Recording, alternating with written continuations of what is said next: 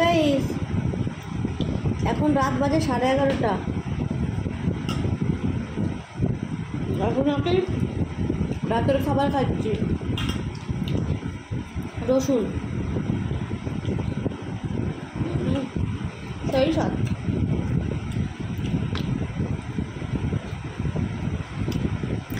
খাসির leg piece,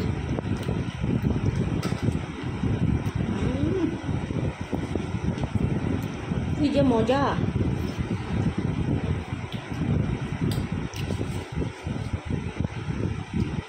সেই স্বাদ না? হ্যাঁ, বল বল। সুন্দর। রান্না করেছি কে বল সেটা? তুই আমি শুধু রান্না করি আর তুই খাস। তোকে করবো, তুই রান্না করবি একদিন। তুই রান্না করবি আর আমি তো খাবো না না মানে? হ্যাঁ ঠিক আছে, ও রান্না করবে আমি খাবো না বলো? সে খাও, কোনো ব্যাপার না, কিন্তু তুমি একদিন রান্না করে তো খাওয়ানো উচিত তোমারও। না একদিন ছুটি পাও দোকানে, সেই দিন তোমার এরপরে তো ডিউটি হবে। নিয়ে কি ঠিক আছিস? খাসির পোদ, এটাও খাওয়া যায় না। হ্যাঁ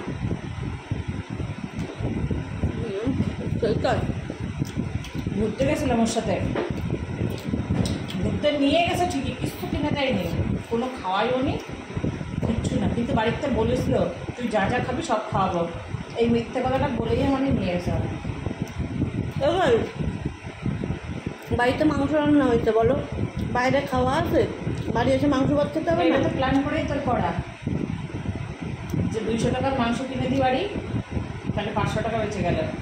এটা ঠিক কথা, এইটা হচ্ছে ব্রিটিশ বুদ্ধি। এটা ঠিক কথা বলছি। ব্রিটিশটা চলে গেছিলো সেই সময় ওর মধ্যে মাংস চেয়ে রসুন খেতে ভালোবাসে বলো তো? আমি সেই ভালোবাসি। ভালো লাগে তো? সেই। আর তুই রান্না করলে তো কোনো কথা হবে না। ভালো লাগছে সত্যি, সেই টেস্ট। ও আমার একজন নাম দিয়েছে, কি নাম দিয়েছে বেচু? রসগোল্লা। হ্যাঁ, ওই দাদার নাম কি রে? রানা। রানা, হ্যাঁ রানা অধিকারী না কি একটা জানি, মোটামুটি নামটা আপনার রানা। বাজি বাটাই তো? হ্যাঁ অনেকবার যে পাঠাইছি, মানে দাদার সাথে একটু দেখা করতে পারলাম না, আমার খারাপ লাগছে। এবার আমি এটাও শুনেছি নাকি দাদা এসে বলেছে ওর কাছে যে বডিগার্ড আসবে নাকি, আসলে আমি চলে যাব। ভয়তে? এত ভয় পাওয়ার কিছু নেই দাদা ভাই, আমার দেখে মনে হচ্ছে আমি এরকম মানে রাগী বা খারাপ মনে হচ্ছে আমার দেখে।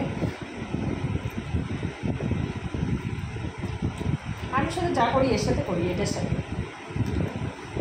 ঠিক আছে ভাই, বাই। ও দাদা ভাইরে ধন্যবাদ দেখা করতে আসার জন্যে, আর আমাদের এতগুলো গিফট দেওয়ার জন্যে। আইসক্রিম কেমন লাগছে বলো? আইসক্রিম খাই দিতাম নি, রয়েছে ফ্রিজে। ফ্রিজে রয়েছে, খাবো, খেয়ে আইসক্রিমটা খাবো।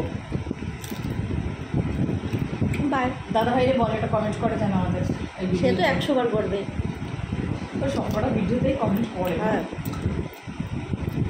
এবার যেটা খা না রে প্লিজ।